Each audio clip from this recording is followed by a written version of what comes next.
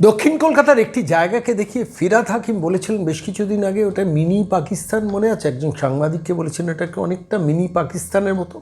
বিস্তর আলোচনা হয়েছিল, বিস্তর সমালোচনা হয়েছিল, কিন্তু বাস্তবে তেমনই একটি ঘটনা আজকে এই মুহূর্তে আপনাদের কাছে বলছি।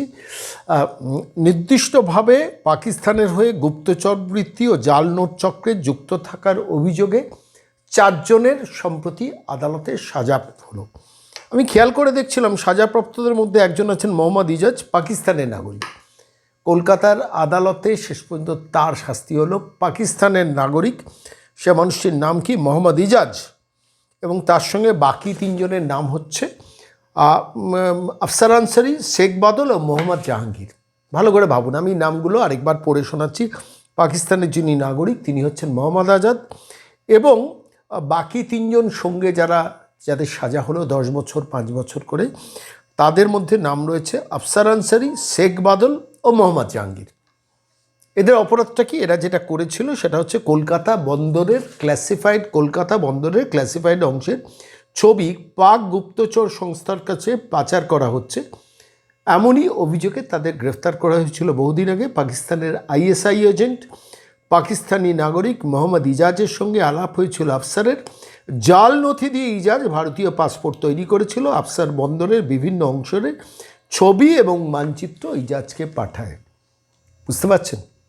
শেষ পর্যন্ত এই পরিস্থিতি। আমরা এই যে বিষয়টা নিয়ে সমালোচনা করি না, যে কলকাতার মধ্যে মিনি পাকিস্তান, ফিরহাদ হাকিম বলেছেন কলকাতার মহানগরী, যে মহানগরীকে চেয়ারে একসময় দেশবন্ধু চিত্তরঞ্জন দাস, নেতাজি সুভাষচন্দ্র বসু, জ্যোতির্ময় সেনগুপ্ত, যতীন্দ্রনাথ সেনগুপ্ত, বিধানচন্দ্র রায়ের মতো লোকজন বসছেন, সেই চেয়ারে বসা একটি লোক ফিরহাদ হাকিম, তিনি বলেছেন ওই যে ওখানটা অনেকটা মিনি পাকিস্তানের মতো। এটা নিয়ে আমরা প্রচুর সমালোচনা করেছি, কিন্তু বাস্তবটা কি? বাস্তবটা তো করে দেখানো হয়েছে। কারা করেছেন বলার অপেক্ষা রাখে না। পাকিস্তানের নাগরিক সেই মানুষটি মোহাম্মদ ইজাজ ধরা পড়ছেন বন্দর এলাকায়, তখন বোধহয় যুদ্ধজাহাজটা তৈরি হচ্ছিল বন্দরে, সেইটার ক্লাসিফাইড ছবি করে ISIকে পাচার করেছে। শেষ পর্যন্ত অবশ্য 2 দিন আগে তাদের সাজা ঘোষণা হলো। 2015 সাল থেকে 16, 17, 18, 19, 20, 21, 22, 23, 24, 25, 10 বছর বাদে শেষ পর্যন্ত জালনোট চক্র এবং গুপ্তচরবৃত্তির অভিযোগে তাদের কারুর 10 বছর, কারুর 5 বছরের জেল হলো। এখন খবরটা কি জানতেন? সেগমেন্টে আমি এটা নিয়ে এলাম তার কারণ এটা নিয়ে তো সোকল্ড মিডিয়ার কোনো মাথা ব্যথা নেই। আমি বলছি কলকাতার মানুষ সতর্ক হন, বাংলার মানুষ সতর্ক হন। এই পশ্চিমবঙ্গের মাটিতে কী সব র্যাকেট সার্কিট চলে। এবং আরেকটি সার্কিটের কথা আজকে আমি আপনাদের কাছে বলবো। একজন জনৈক জাফর, তিনি ঘাপটি মেরে বসছিলেন ভবানীপুরে। আমি এই কাহিনীটাও পাশাপাশি বলবো। জনৈক জাফর তিনি ঘাপটি মেরে বসছিলেন ভবানীপুরে। বুঝতেই পারছেন সেই বিখ্যাত ভবানীপুর, সেইখানে জাফর ঘাপটি মেরে বসছিলেন। এবং বেনিয়াপুকুরে বসছিলেন রাজা খান, সুলতান মোহাম্মদ, সৈয়দ মোহাম্মদ, জিয়াউর রহমান, 4 ব্যক্তি। আমি নামগুলো আরেকবার বলি। ভবানীপুরে ঘাপটি মেরে বসছিলেন জাফর, বেনিয়াপুকুরে ঘাপটি মেরে বসছেন রাজা খান, সুলতান মোহাম্মদ, সৈয়দ মোহাম্মদ, জিয়াউর রহমান। নামগুলো মনে থাকবে তো নাকি আরেকবার বলবো? ভবানীপুরে ঘাপটি মেরে বসছিলেন জাফর, বেনিয়াপুকুরে ঘাপটি মেরে বসছিলেন রাজা খান, বেনিয়াপুকুরে ঘাপটি মেরে বসছিলেন সুলতান মোহাম্মদ, বেনিয়াপুকুরে ঘাপটি মেরে বসছিলেন সৈয়দ মোহাম্মদ, এবং বেনিয়াপুকুরে ঘাপটি মেরে বসছিলেন জিয়াউর রহমান। তাকে মধ্যপ্রদেশ পুলিশ আসে গত 2 দিন আগে এবং শেষ পর্যন্ত তাদের 5 জনকে গ্রেফতার করে আদালতে পেশ করে। তারপর তাদের ট্রানজিট রিমান্ডে শটান মধ্যপ্রদেশে উড়িয়ে নিয়ে যাওয়া হয়।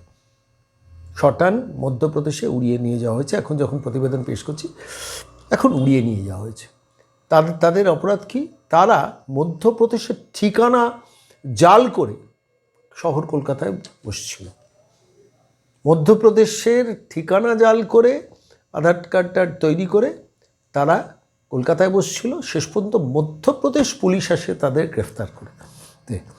আমার খালি বারবার মনে হয় কলকাতা পুলিশ কি এতটাই ইনএফেক্টিভ, অপদার্থ, অক্ষম, ব্যর্থ? কলকাতা পুলিশ এদের গ্রেফতার করতে পারে না কেন?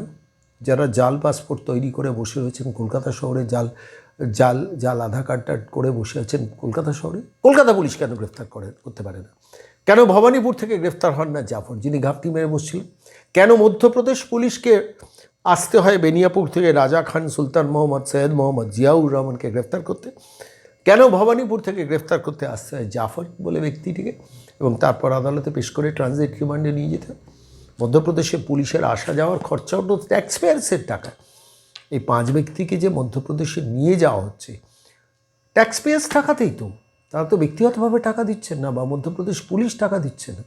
এরা বিদেশি নাগরিক, মানে এরা আফগানিস্তানের লোক, কিন্তু মধ্যপ্রদেশের ঠিকানা জাল করে পশ্চিমবঙ্গকে সেন্টার অফ গ্র্যাভিটি করে বসেছিলেন। কেন? ওয়াই? কিসের জন্য? কী অপরাধ করেছে বাঙালি বলুন তো? আমি আপনাদের কাছে বলছি, আপনারা যারা খবরটা কি জানতেন এই সেগমেন্টে, যে খবর নিয়ে তথাকথিত মেইনস্ট্রিম মিডিয়া বেশি কথা বলে না, যাতে মমতা প্রশাসন একটু ডিস্টার্বড হয় সে কথা বলবে না, ঘণ্টাখানেক আলোচনা এসব নিয়ে হবে না। কিন্তু আমার তো মনে হয়েছে আপনাদের জানানো দরকার, কলকাতার মাটিতে বসে পাকিস্তানি নাগরিক অপারেট করছে এখানকার তথ্য আইএসআই এর হাতে দিতে, এবং শেষ পর্যন্ত 10 বছর ধরে আদালতে সেই মামলা চলল এবং শেষ পর্যন্ত তাদের শাস্তি হলো।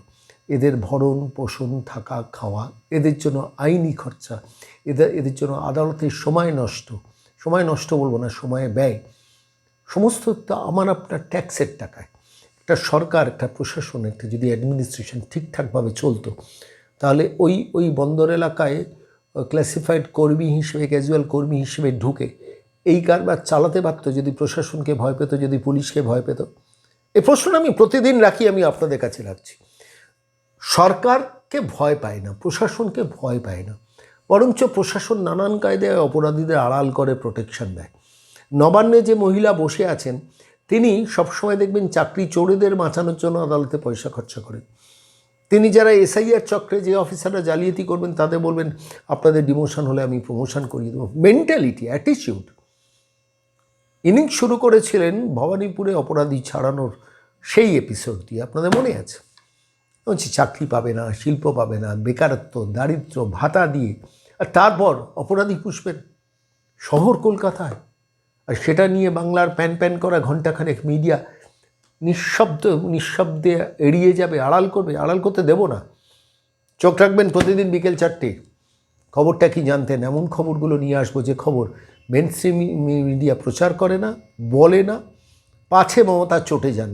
কিন্তু আমাদের তো সে দায় নেই, তাদের দায় আছে নবান্নের বিজ্ঞাপনে, আমাদের দায় নেই। আমাদের চিনিয়ে দেওয়া দরকার, বোঝানো দরকার। ভবানীপুরের মানুষ ভাবুন তো, জাফর ভবানীপুরে বসে আছেন এই কীর্তি করে, রাজ্য পুলিশ, কলকাতা পুলিশ কেউ জানতো না, বিশ্বাসযোগ্য? আমি বিশ্বাস করতে রাজি নেই। পুলিশকে ফ্রি হ্যান্ড দেওয়া হবে না। পুলিশ আলটিমেটলি আমাদের প্রোটেক্টার। এটা আমরা ভাবতে কেন পারবো না? কিসের জন্য পারবো না? শুধুমাত্র নবান্নে একটি পরিবার রাজত্ব করবেন বলে জাফররা বসে থাকবেন কলকাতা শহরে, আর আমাদের মধ্যে দেখতে হবে মধ্যপ্রদেশ পুলিশ এসে তাদের গ্রেফতার করে ট্রানজিট রিমান্ডে নিয়ে চলে যাচ্ছে মধ্যপ্রদেশ? ভাববেন।